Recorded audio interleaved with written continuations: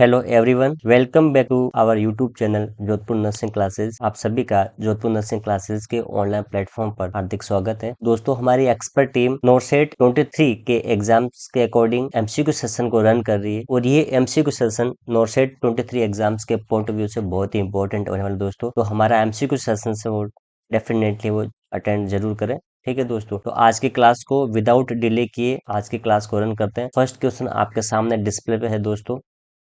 Body temperature in neonate is regulated mainly via. दोस्तों, हमेशा exams के अंदर क्वेश्चंस को अच्छे से रीड करें, उसके बाद ही ऑप्शंस की ओर बढ़े। जब तक आप क्वेश्चंस को अच्छे से रीड नहीं कर पाएंगे तो आपके डेफिनेटली वो क्वेश्चंस रॉन्ग होने के चांसेस है वो ज़्यादा हो जाते हैं। तो यहाँ पे पूछा गया है, यहाँ पे ये क्वेश्चन पुट अप हुआ है कि न्यूनेट या फिर न्यू बोर्न के अंदर जो बॉडी टेम्परेचर जो रेगुलेट होता है वो मेनली किसके द्वारा होता है। Option A brown adipose tissue, option B shivering, option C sweating and option D warm seeking behaviour. तो दोस्तों ध्यान रखना, न्यूनेट या फिर न्यू बॉर्न के अंदर जो मेनली बॉडी टेम्परेचर जो रेगुलेट होता है फिर मेंटेन होता है वो ब्राउन एडिपोज टिश्यू के द्वारा होता है। किसके द्वारा होता है? ब्राउन एडिपोज टिश्यू, यानी कि जो राइट आंसर होगा यहाँ पे जो होगा ब्राउन एडिपोज टिश्यू होगा दोस्तों। Next question, the phenomena of 8 weeks of gestation where pulsation are felt in the lateral fornix, यानी कि 8 वीक की प्रेगनेंसी के अंदर मदर को लेटरल फॉर्निक्स में पल्सेशन फील होता है, उसको क्या बोला जाता है? ऑप्शन है Goodell sign, option B Hegar sign, option C Chadwick sign and option D Osiander sign. तो दोस्तों ध्यान में रखना कि 8 वीक की प्रेगनेंसी के अंदर लेटरल फॉर्निक्स में जो पल्सेशन फील होता है उसको ओशिंडर साइन है वो कहते हैं। बहुत ही इंपॉर्टेंट है एग्जाम के पॉइंट ऑफ व्यू से। गुडल साइन, हेगर साइन और चेडविक साइन के बारे में हमने प्रीवियसली क्लास के अंदर ऑलरेडी है वो डिस्कस किया है दोस्तों। Next question, the most common type of pelvis in female, female के अंदर मोस्ट कॉमन टाइप की पेल्विस कौन सी होती है? Anthropoid, option B gynaecoid, option C android and option D platypelloid. तो यहाँ पे ध्यान रखना दोस्तों कि जो फीमेल में मोस्ट कॉमन टाइप की जो पेल्विस होती है वो गायनेकोइड होती है और ये गायनेकोइड पेल्विस नॉर्मल डिलीवरी के लिए भी अप्रोप्रिएट होती है, उसके लिए फेवरेबल होती है। ठीक है दोस्तों, तो यहाँ पे ध्यान में रखना है कि नॉर्मल मोस्ट कॉमन टाइप की जो फीमेल पेल्विस होती है वो गायनेकोइड है वो होती है दोस्तों। एंथ्रोपोड जो होती है दोस्तों वो ओवल शेप के अंदर होती है। किसके अंदर होती है? वो ओवल शेप के अंदर होती है, यानी कि जो ओवल शेप के अंदर जो होती है वो एंथ्रोपोइड है वो होती है दोस्तों, ध्यान में रखना। एंड्रॉइड जो है दोस्तों वो हार्ट शेप होती है। क्या होती है? Heart shape. हार्ट शेप की अगर जो पेल्विस होगी वो एंड्रॉइड होगी, ये मेल पेल्विस है। ठीक है दोस्तों, और इसके अंदर जो ट्रांसवर्स डायमीटर होता है उसका जो विड्थ होता है वो ग्रेटेस्ट होता है। किसके अंदर? एंड्रॉइड के अंदर, यानी कि एंड्रॉइड पेल्विस के अंदर greatest width of the transverse diameter. ठीक है, और प्लेटिपेलोइड जो होती है वो दोस्तों होती है फ्लैट पेल्विस। कैसी होती है? फ्लैट, यानी कि फ्लैट टाइप की जो पेल्विस होगी वो कौन सी होगी? प्लेटिपेलोइड होगी। फ्लैट पेल्विस है वो यहाँ पे होता है दोस्तों, तो इसके बारे में आपको ध्यान में रखना है। यानी कि फीमेल के अंदर मोस्ट कॉमन होती है गायनेकोड होती है, एंथ्रोपोड पेल्विस ओवल शेप की होती है, एंड्रॉइड जो होती है वो हार्ट शेप की होती है, मेल पेल्विस होती है, और प्लेटिपेलोइड जो होती है वो फ्लैट पेल्विस है वो होती है दोस्तों। डायग्राम के व्यू से हम देखते हैं, ये फर्स्ट वन जो है दोस्तों ये गायनेकोड पेल्विस है, ये नॉर्मल डिलीवरी के लिए फेवरेबल है। वुमन पेल्विस होती है, फीमेल की मोस्ट कॉमन जो पेल्विस होती है वो गायनेकोड होती है। ये प्लेटिपेलोइड का है दोस्तों। ठीक है, ये जो प्लेटिपेलोइड होती है वो एक प्रकार की होती है फ्लैट टाइप की पेल्विस होती है। ये जो है वो एंड्रॉइड है, मेल पेल्विस है, ये हार्ट शेप की पेल्विस होती है और इसके अंदर ट्रांसवर्स डायमीटर की जो विड्थ होती है वो ग्रेटेस्ट होती है।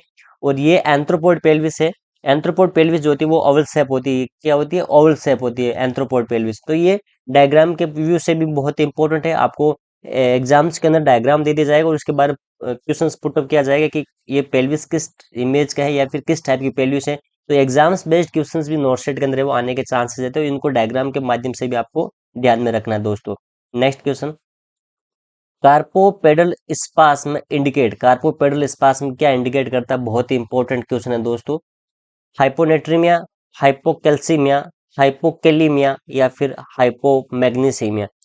तो ध्यान में रखना है कि normal serum blood calcium level की जो वैल्यू होती है वो होती है 8.6 से 10.1, यानी कि 8.6 से 10.1 mg/dl, ये नॉर्मल सीरम कैल्शियम की ब्लड वैल्यू होती है। ये एनक्लेक्स वैल्यू है दोस्तों। अगर 8.6 से कम हो जाता है तो वो हाइपोकैल्सीमिक कंडीशन कहलाती है। एंड 10.1 से ज़्यादा हो जाता है वैल्यू, तो वो हाइपर कैल्सीमिया की कंडीशन कहलाती है।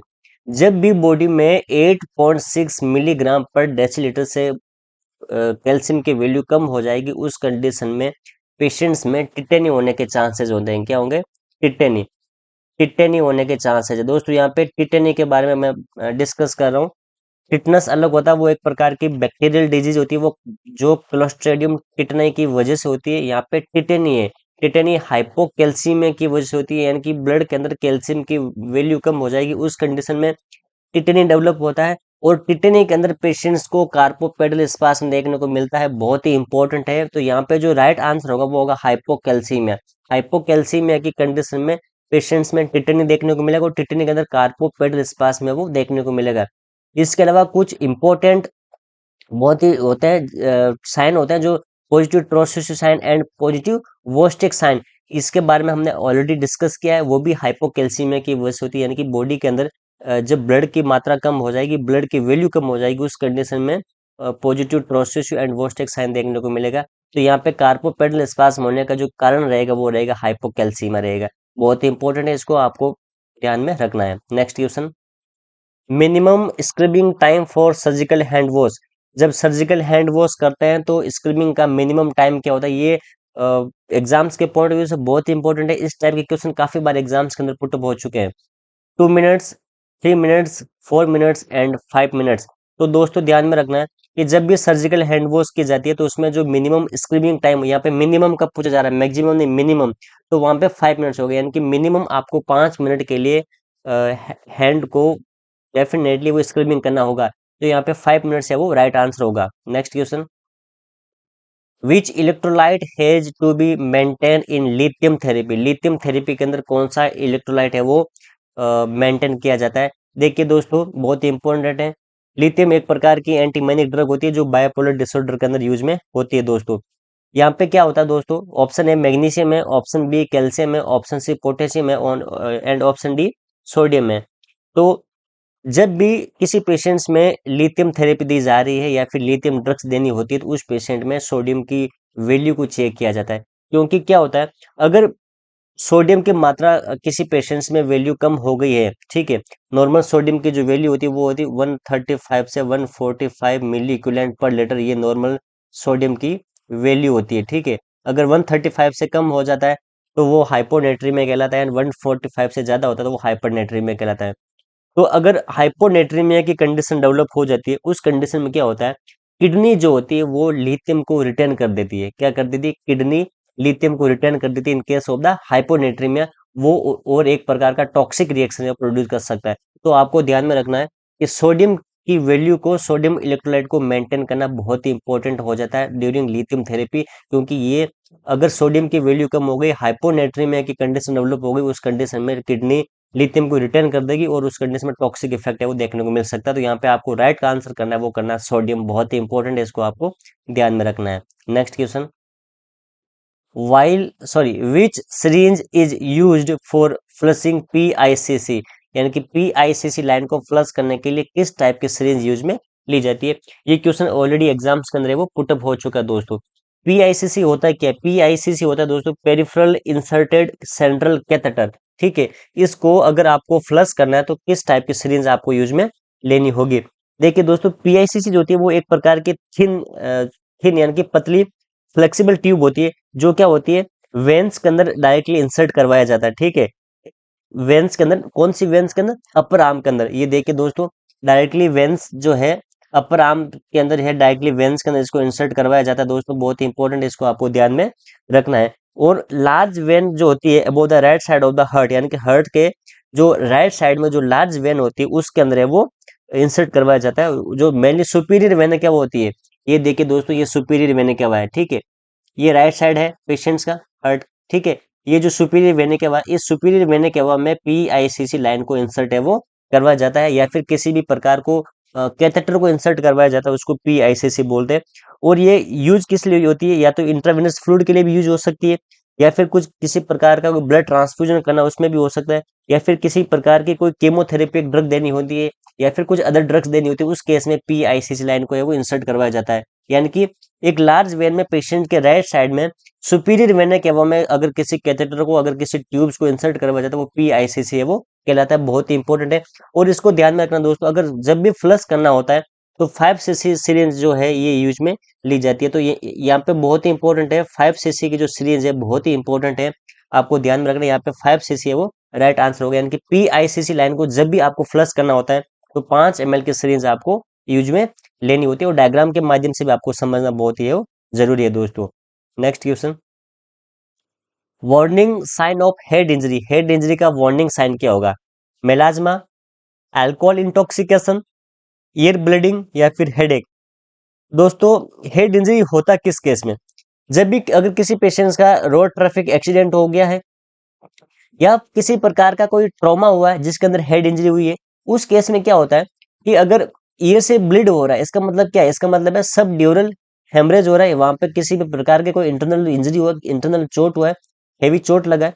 अगर हेवी चोट लगेगा या फिर इंटरनल कुछ इंजरी होगा उस पेशेंट्स में, क्या होगा? पेशेंट्स के ईयर से ब्लीड है वो हो सकती है, ईयर ब्लीडिंग हो सकती है। और अगर ईयर ब्लीडिंग होती है, इसका मतलब है कि डेफिनेटली हार्ट के अंदर सब ड्यूरल स्पेस के अंदर कहीं ना कहीं डेफिनेटली कुछ स्ट्रॉन्ग चोट लगी, स्ट्रॉन्ग इंजरी हुआ है, और उस केस में ICP बढ़ने के चांसेस ये भी होते हैं। नॉर्मली ICP है वो जब हेड इंजरी के केसेस में बढ़ने देखने को मिलता है, इंक्रीज हो जाता है। तो उस केस में अगर ईयर ब्लीड हो रहा है तो वो बहुत ही इंपॉर्टेंट है कि उस पेशेंट्स को कंटिन्यूसली है वो मॉनिटर में रखना जरूरी है, उस पेशेंट्स को कंटिन्यूसली वो ऑब्जर्वेशन रखना जरूरी है, क्योंकि वो एक प्रकार का बहुत ही क्रिटिकल सिचुएशन डेवलप करवा सकता है। तो यहाँ पे वार्निंग साइन पूछा गया हेड इंजरी के बारे में, तो आपको हेड इंजरी का जो वार्निंग साइन होगा ईयर ब्लीड होगा। तो डेफिनेटली अगर इस टाइप का कोई क्वेश्चन आता है हेड इंजरी से रिलेटेड और वार्निंग साइन पूछता है और वहां पे अगर ईयर ब्लीड ऑप्शन में, डेफिनेटली आपको वही राइट करना है। तीन ऑप्शंस को आपको डेफिनेटली इग्नोर कर देना और राइट आंसर आपको ईयर ब्लीड है वो करना है दोस्तों। Next question, Ramsay scale is used for the assessment of, बहुत ही इंपॉर्टेंट है, प्रीवियसली एग्जाम्स के अंदर ऑलरेडी इसके बारे में क्वेश्चन पुट अप हो चुका है। Pain, sedation, anxious patient and pressure sore. दोस्तों रेमसे स्केल जो होता है वो सेडेशन में यूज में ली जाती है। इसके अंदर मिनिमम स्कोर की अगर बात करें, अगर मिनिमम स्कोर की बात करें, क्योंकि पिछली बार ये क्वेश्चन पुट अप किया गया था कि रेमसे स्केल किसके असेसमेंट के लिए यूज में ली जाती है, तो सेडेशन है।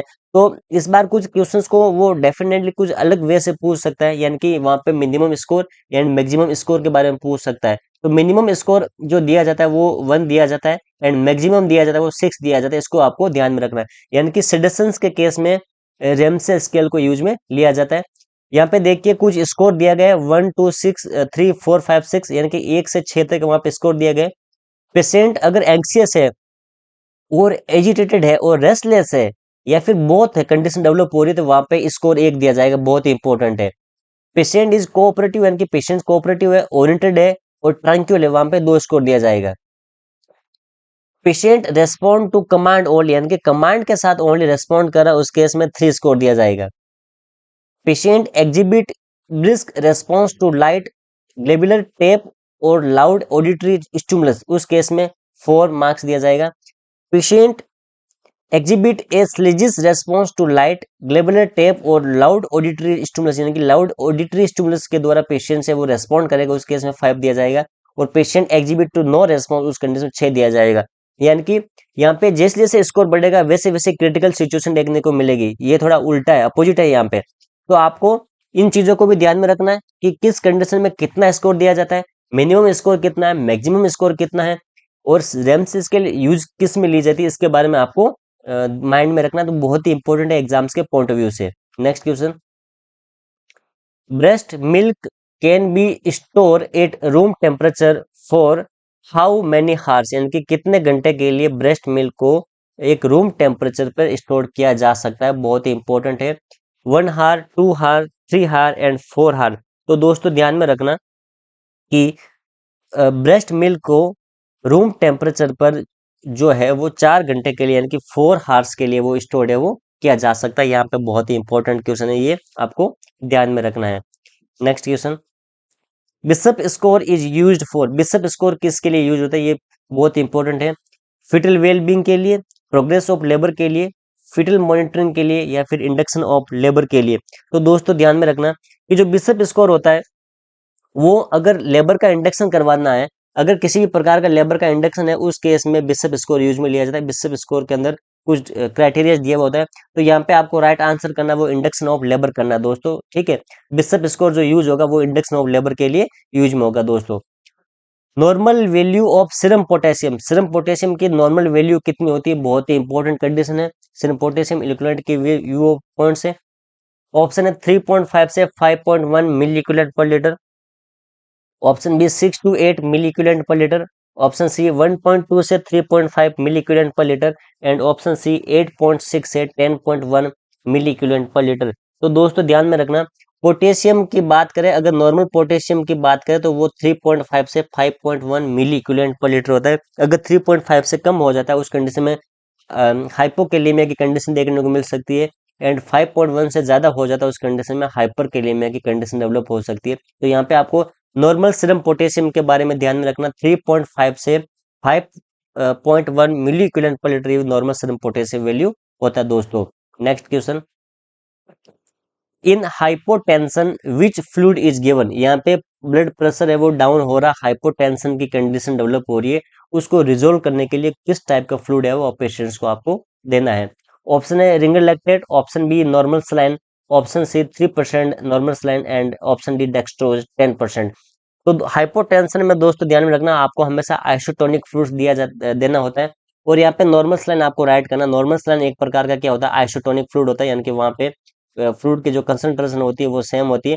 आइसोटोनिक यानी कि 0.9% NaCl इन 100 ml, यानी कि 100 ml के अंदर जो 0.9% कंसंट्रेशन वाला जो NS होता है वो एक प्रकार का आइसोटोनिक फ्लूइड होता है, और वो हाइपोटेंशन की कंडीशन में दिया जाता है। यानी कि हाइपोटेंशन की कंडीशन को रिजोल्व करने के लिए वहां पे नॉर्मल सलाइन को दिया जाता है दोस्तों। Next question, which value of HbA1c in a diabetic patient is indication of good control of blood sugar level। बहुत ही इंपॉर्टेंट क्वेश्चन है दोस्तों, यहाँ पे ध्यान में रखना आपको, यानी कि कितनी वैल्यूज है वो एक प्रकार की शुगर की गुड कंट्रोल है वो दिया जाता है। दोस्तों ध्यान में रखना कि HbA1c होता क्या है। HbA1c जो दोस्तों अगर इसको बोले तो इसको हीमोग्लोबिन A1c भी बोल सकते हैं, ठीक है, हीमोग्लोबिन A1c। ये एक प्रकार का सिंपल ब्लड टेस्ट होता है दोस्तों। इसमें क्या होता है कि जो पास्ट 3 मंथ होते हैं, यानी कि बैक 3 मंथ होते हैं, बहुत इंपॉर्टेंट है, आपको इसमें ध्यान में रखना है।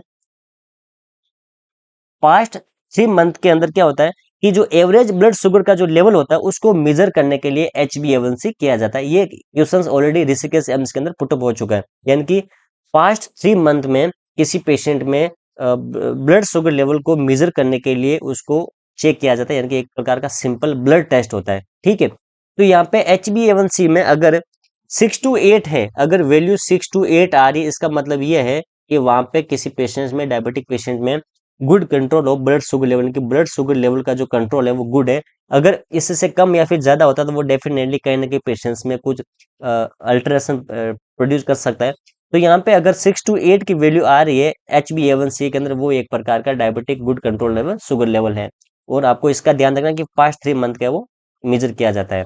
Next question, golden colour of amniotic fluid indicate which condition, golden colour का अगर एमनियोटिक फ्लूइड इंडिकेट हो रहा है तो वो किस कंडीशन में होगा दोस्तों। यहाँ पे आपको ध्यान में रखना है कि intrauterine death, RH incompatibility, post maturity and fetal distress. तो जब भी गोल्डन कलर का अगर एमनियोटिक फ्लूइड होता है दोस्तों, उस कंडीशन में RH इनकॉम्पेटिबिलिटी देखने को मिलती है। और दोस्तों ध्यान में रखना कि एमनियोटिक फ्लूइड के लीकेज के लिए एक टेस्ट किया जाता है, उस टेस्ट को बोलते हैं फर्न टेस्ट। क्या बोलते हैं? फर्न टेस्ट भी बोलते हैं, नाइट्रोजन टेस्ट भी बोलते हैं, ठीक है, फर्न टेस्ट भी किया जाता है। तो गोल्डन कलर का अगर एमनियोटिक फ्लूइड अपियर हो रहा है, उस कंडीशन में RH इनकॉम्पेटिबिलिटी होने के चांसेस है वो हो जाते हैं। तो यहाँ पे आपको राइट आंसर करना है, वो करना है RH इनकॉम्पेटिबिलिटी। कुछ अलग कलर कोडेड होते हैं एमनियोटिक फ्लूइड के, उसके अकॉर्डिंग कुछ डिजीज कंडीशंस भी होने के चांसेस होती है। अगर ग्रीन कलर यानी कि मेकोनियम, ठीक है, मेकोनियम कंडीशन में है या फिर ग्रीन कलर में, उस कंडीशन में पेशेंट्स में या बेबी में फिटल डिस्ट्रेस होने को देखने को चांस होता है। ब्रिज प्रेजेंटेशन या फिर ट्रांसवर्स लाइक के अंदर भी क्या होता है, वहां पे ग्रीन कलर का एमनियोटिक फ्लूइड है वो अपियर हो सकता है। या फिर किसी भी प्रकार का वो लिस्टीरिया इन्फेक्शन डेवलप हुआ है फिटस में, उस कंडीशन में भी एमनियोटिक फ्लूइड का जो कलर है वो क्या हो सकता है, वो ग्रीन कलर का है वो हो सकता है दोस्तों। अगर गोल्डन कलर का है, यानी कि वहां पे बिलिरुबिन की मात्रा प्रेजेंट है तो वहां पे RH आइसो इम्यूनाइजेशन यानी कि RH इनकॉम्पेटिबिलिटी देखने को मिल सकती है। टोबैको जूस कलर का है, वहां पे intra uterine death of fetus यानी कि आईयूडी की जो कंडीशन डेवलप होती है, आईयूडी की जो कंडीशन डेवलप होती है, वहां पे टोबैको जूस कलर का है वो अपियर होगा। सेफ्रॉन कलर है या फिर लिविस ग्रीन कलर का है, वहां पे पोस्ट टर्म प्रेगनेंसी है वो डेवलप होगी।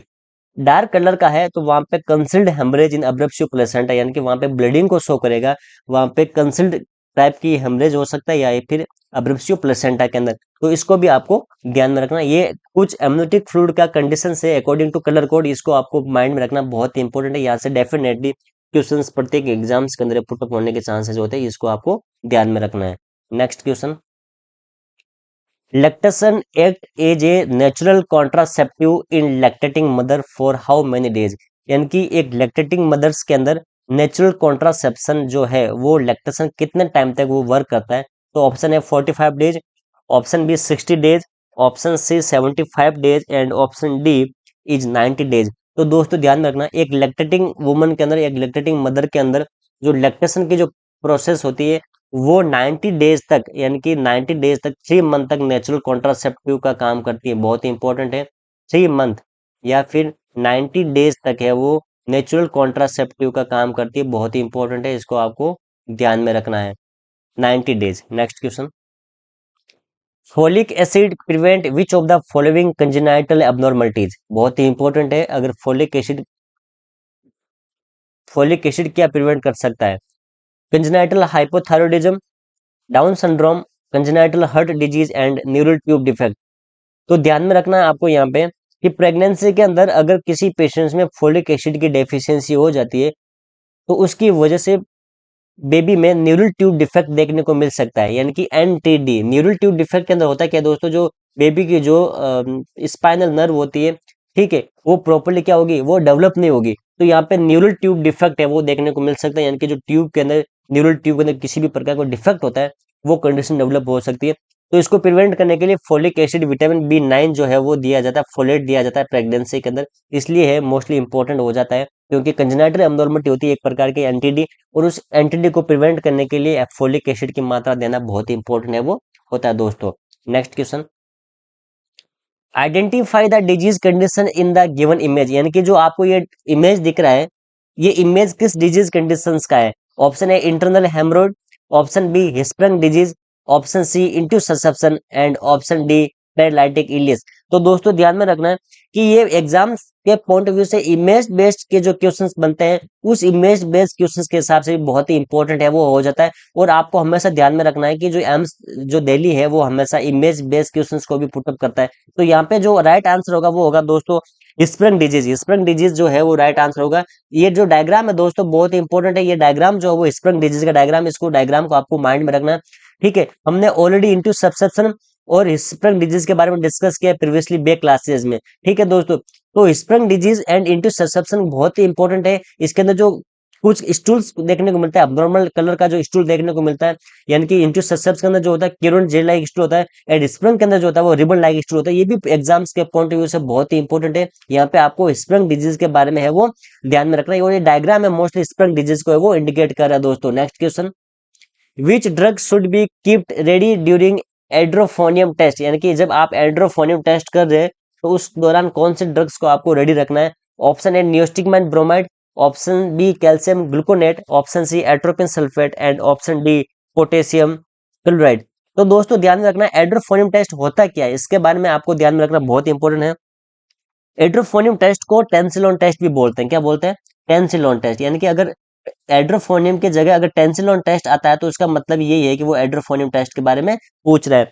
तो ये यूज में होता है मेनली डायग्नोसिस, जो सर्टेन प्रकार के जो न्यूरल डिजीज होती है, यानी कि सर्टेन काफी टाइप की जो न्यूरल डिजीज होती है उसको आइडेंटिफाई करने के लिए, उसको डायग्नोसिस करने के लिए यूज में लिया जाता है। मेनली जो होता है वो होता है माइस्थेनिया ग्रेविस, यानी कि माइस्थेनिया ग्रेविस के अंदर अगर आपको किसी प्रकार का कोई एब्नॉर्मल डिटेक्ट करना है तो उस केस में एड्रोफोनियम टेस्ट या फिर टेंसिलॉन टेस्ट है वो किया जाता है। तो यहाँ पे दोस्तों क्या होता है कि एड्रोफोनियम टेस्ट होता क्या है, इसके बारे में डिस्कस कर लेते हैं कि यूज एड्रोफोनियम क्लोराइड, यानी कि जब भी किसी प्रकार का कोई टेंसिलॉन टेस्ट करेंगे या फिर एड्रोफोनियम टेस्ट करेंगे, उसमें क्या होगा, एड्रोफोनियम क्लोराइड का यूज में लिया जाएगा। ये एक प्रकार का शॉर्ट एक्टिंग एसिटाइल कोलिनेस्टरेज इनहिबिटर है, वो होता है, और इसको 10 mg यूज में लिया जाता है। बहुत इंपॉर्टेंट है, इसको ध्यान में रखना है, एक एक पॉइंट आपको ध्यान में रखना बहुत इंपॉर्टेंट है। स्मॉल टेस्ट डोज दी जाती है 2 mg IV, यानी कि सबसे पहले 2 mg की स्मॉल टेस्ट डोज दी जाती है। उसके 1 मिनट बाद अगर किसी भी प्रकार का इंप्रूवमेंट और साइड इफेक्ट नहीं है, तो जो रिमाइंडर डोज है, यानी कि रिमाइंडिंग डोज है, वो उसको स्लोली है वो देंगे पेशेंट्स में। The effect of edrophonium start in 30 second and last few then 10 minute, यानी कि जब पेशेंट्स में एड्रोफोनियम की जब डोज दे दे रहे, मतलब जो स्टार्टिंग डोज है वो 2 mg अगर दे देंगे, उसके बाद विद इन 30 सेकेंड्स के अंदर उसकी इफेक्टिवनेस देखने को मिलेगी, और मैक्सिमम जो टाइम होगा वो 10 मिनट होगा। इस दौरान आपको कार्डियक मॉनिटरिंग करना बहुत इंपॉर्टेंट है, ये बहुत इंपॉर्टेंट है दोनों, ठीक है। अगर आप किसी पेशेंट्स में एड्रोफोनियम क्लोराइड की टेस्ट डोज दे रहे हैं, तो उस केस में आपको पेशेंट्स में कार्डियक मॉनिटरिंग करना है, और एट्रोपिन सल्फेट को रेडी रखना है, क्योंकि एट्रोपिन सल्फेट एक प्रकार का यहाँ पे एंटीडोट हो सकता है, या किसी पेशेंट्स में एड्रोफोनियम क्लोराइड की वजह से कुछ एलर्जिक रिएक्शन हो गया है, उसको रिजोल्व करने के लिए, उसके इफेक्ट को कम करने करने के लिए यहाँ पे एट्रोपिन सल्फेट 0.6 mg है वो IV यूज में लिया जाता है। बहुत इंपॉर्टेंट है, आपको ध्यान में रखें। तो यहाँ पे जो राइट आंसर होगा वो होगा एट्रोपिन सल्फेट, यानी कि जब भी एड्रोफोनियम टेस्ट या फिर टेंसिलॉन टेस्ट करते हैं, उस दौरान एट्रोपिन सल्फेट को बेड साइड रखना बहुत ही इंपॉर्टेंट हो जाता है, एग्जाम्स के पॉइंट ऑफ व्यू से बहुत ही इंपॉर्टेंट है दोस्तों, ठीक है। एड्रोफोनियम के अंदर क्या होता है दोस्तों, एड्रोफोनियम क्लोराइड का इंजेक्शन दिया जाता है 2 mg स्टार्टिंग में, इनिशियल डोज दी जाती है, उसके बाद उसके रिमाइंडिंग डोज है उसको बढ़ाया जाता है। उसके बाद अगर मसल स्ट्रेंथ के अंदर किसी भी प्रकार का अगर इंप्रूवमेंट देखने को मिलता है, दोस्तों ध्यान रखना बहुत इंपॉर्टेंट है, एड्रोफोनियम क्लोराइड इंजेक्शन देने के बाद मसल स्ट्रेंथ के अंदर किसी भी प्रकार का इंप्रूवमेंट देखने को मिलता है, तो वो इंडिकेट कर रहा है माइस्थेनिया ग्रेविस को, अगर माइस्थेनिया ग्रेविस को इंडिकेट करेगा। और अगर किसी भी प्रकार का एड्रोफोनियम टेस्ट डोज देने के बाद किसी भी प्रकार का कोई इंप्रूवमेंट देखने को, मसल्स के अंदर किसी भी प्रकार का कोई इंप्रूवमेंट देखने को नहीं मिलता है, तो वहां पे है कि मसल्स के अंदर वीकनेस तो है, बट क्या है, कुछ अदर रीजन है, यानी कि माइस्थेनिया ग्रेविस नहीं है। माइस्थेनिया ग्रेविस के अंदर क्या होता है, पॉसिबली मसल का वीकनेस होता है, और मेनली कहाँ पे जो न्यूरोमस्कुलर जंक्शन होता है, NMJ होता है, वहां पे मसल्स वीकनेस देखने को मिलता है। यानी कि एड्रोफोनियम टेस्ट डोज देने के बाद अगर मसल स्ट्रेंथ के अंदर किसी भी प्रकार का इंप्रूवमेंट डेवलप हो रहा है, तो उसका मतलब है कि वो माइस्थेनिया ग्रेविस से पेशेंट सफर कर रहा है। और अगर किसी भी प्रकार का इंप्रूवमेंट नहीं है, तो उसका मतलब है, उसका मीन्स ये है कि पेशेंट्स में मसल्स की वीकनेस तो है, लेकिन वहां पे उसका रीजन है वो अदर हो सकता है, यानी कि माइस्थेनिया ग्रेविस नहीं होगा। ये बहुत इंपॉर्टेंट है, इसको आपको ध्यान में रखना है दोस्तों। Clinically use of AC inhibitor, यानी कि जो एसी इनहिबिटर होता है, यानी कि यहाँ पे एड्रोफोनियम टेस्ट के बारे में बात हो रही है, तो ये इसका क्लिनिकली यूज क्या होता है दोस्तों। देखिए एड्रोफोनियम जो होता है वो इंजेक्शन फॉर्म के अंदर आता है, क्लोराइड फॉर्म के अंदर आता है। डायग्नोसिस और acute treatment of myasthenia gravis, यानी कि माइस्थेनिया ग्रेविस का डायग्नोसिस और एक्यूट ट्रीटमेंट करने के लिए यूज में लिया जाता है। Edrophonium is also known as Tensilon test.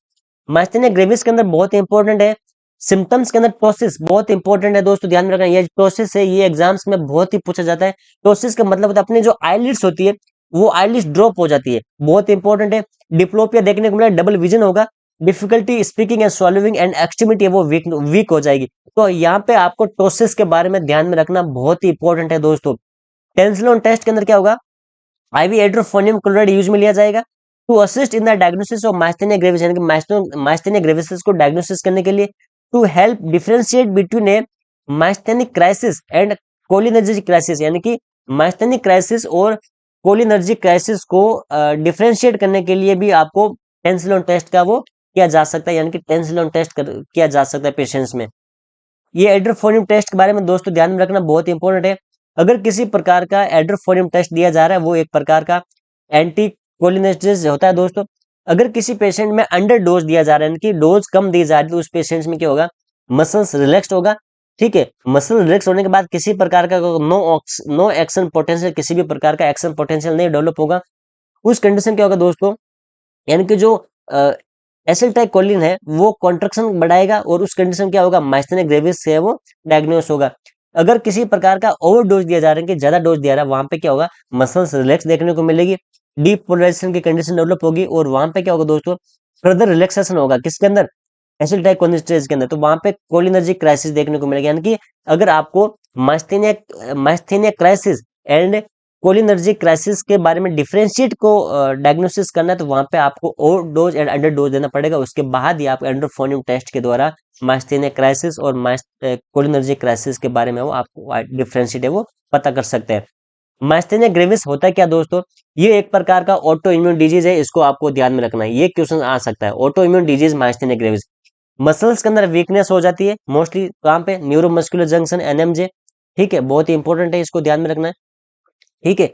Mostly क्या होगा, वेकअप फीलिंग फाइन, यानी कि जब आप मॉर्निंग वेकअप करेंगे उस टाइम आपको फीलिंग्स क्या होगी, फाइन होगी, और एंड डे पे फीलिंग्स वीक हो जाएगी, यानी कि स्टार्टिंग में मॉर्निंग में आपकी जो फीलिंग्स है बहुत ही स्ट्रांग फीलिंग होगी, और जैसे जैसे एंड होगा डे का वहां पे आपको फीलिंग्स है वो वीक देखने को मिलेगी, और किसी प्रकार का रिपीटेटिव मूवमेंट्स देखने को मिलता है समटाइम्स, वो भी एक प्रकार का माइस्थेनिया ग्रेविस का सिम्टम्स है। आपको सबसे इंपॉर्टेंट है यहाँ पे प्रोसेस को ध्यान में रखना है, प्रोसेस का मतलब होता है ड्रॉपिंग आईलिड्स, यानी कि जो आईलिड्स होती है वो ड्रॉप हो जाती है, और डिप्लोपिया को ध्यान में रखना है, यानी कि डबल विजन देखने को मिल सकता है, ये बहुत ही इंपॉर्टेंट है, इसको आपको ध्यान में रखना है। और माइस्थेनिया ग्रेविस जो है वो ऑटो इम्यून डिजीज, इसके बारे में आपको ध्यान में रखना बहुत ही इंपॉर्टेंट है माइस्थेनिया ग्रेविस, ठीक है। डेफिनेटली क्वेश्चंस पुट अप होने के चांसेस है वो होते हैं, तो यहाँ पे आपको एट्रोपिन सल्फेट को रेडी रखना है ड्यूरिंग एड्रोफोनियम टेस्ट या फिर टेंसिलोन टेस्ट के द्वारा, ठीक है दोस्तों।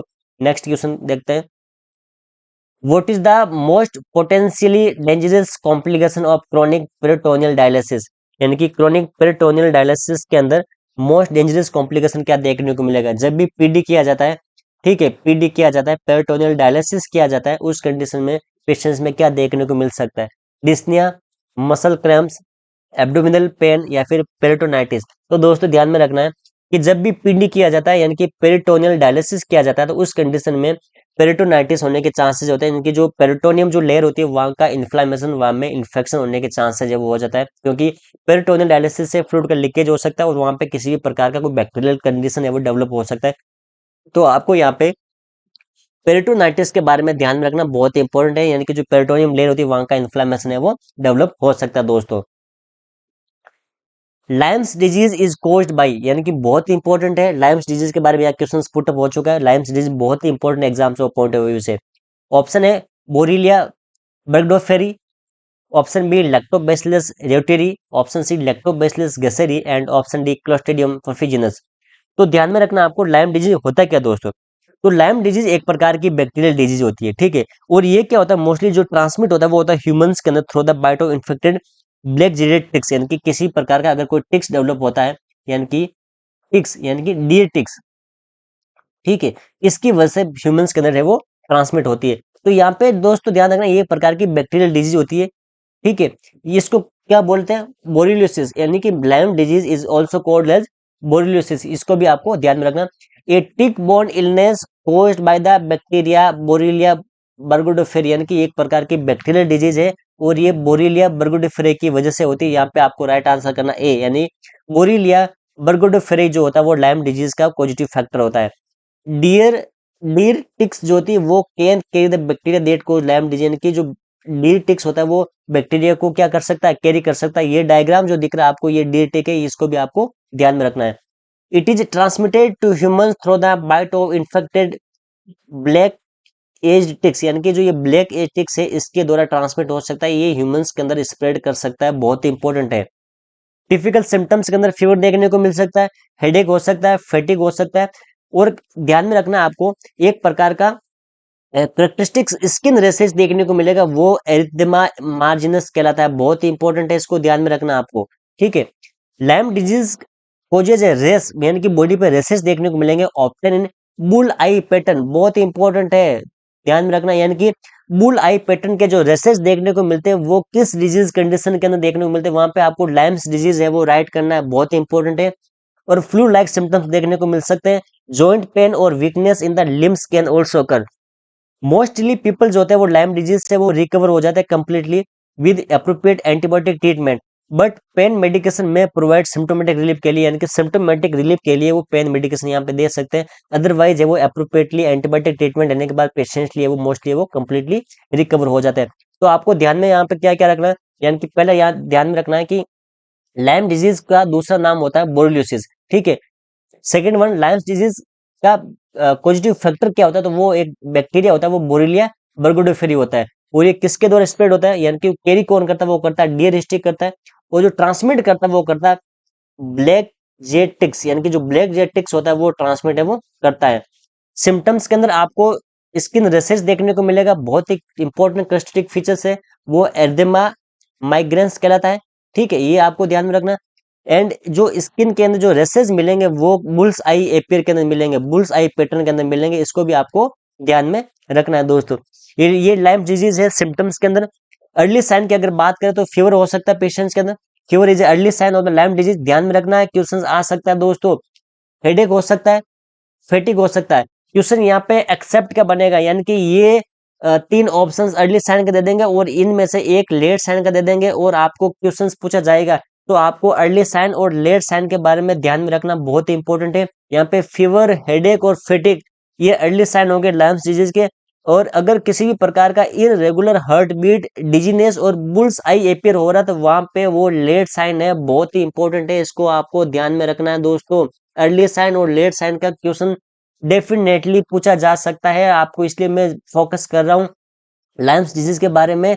यहाँ पे early sign fever, headache, fatigue and late sign के अंदर irregular heart beat, dizziness, bullseye. दोस्तों आई होप अगर लाइम्स डिजीज के बारे में क्वेश्चंस पुटअप होता है तो आपको क्वेश्चन डेफिनेटली 100% करेक्ट करना है। इसके बाद भी अगर आप क्वेश्चंस को रॉन्ग करते हैं दोस्तों, आपको बहुत ज्यादा नुकसान होने वाला है, तो इसको आपको ध्यान में रखना बहुत इंपॉर्टेंट है दोस्तों। ये कुछ प्रकार का कुछ रेड रेसेस देखने को मिलता है, हमने जो डिस्कस किया था लेट साइन बहुत इंपॉर्टेंट है, ये बुल्स आई एपियर के अंदर यानी कि आई पैटर्न के अंदर देखने को मिलेगा, बहुत ही इंपॉर्टेंट है। लैम्स डिजीज जो बैक्टीरियल डिजीज होती है, बोरिलिया बर्गोडोफेराई, इसका ट्रांसमिशन बैक्टीरिया होता है। ठीक है, ये जो बुल्स आई एपियर होता है एक प्रकार का लेट साइन कहलाता है, लेट साइन बहुत ही इंपॉर्टेंट है दोस्तों, ध्यान में रखना। बुल्स आई एपियर जो पैटर्न होता है वो लैम्स डिजीज के अंदर होता है, यानी कि आईज के अंदर जो आईज टाइप के जो पैटर्न देखने को मिलेगा वो बहुत ही इंपॉर्टेंट है, वो बुल्स आई एपियर है वो होता है दोस्तों। तो दोस्तों आज का एमसीक्यू सेशन यही फिनिश होता है। ठीक है, और ये एग्जाम्स के पॉइंट ऑफ व्यू से बहुत इंपॉर्टेंट है दोस्तों, इसको कंटिन्यू आप है वो वॉच करें और मैक्सिमम एमसीक्यू सेशंस को सॉल्व करें दोस्तों, एग्जाम्स में आपको बहुत ही बेनिफिट मिलेगा। Thank you so much.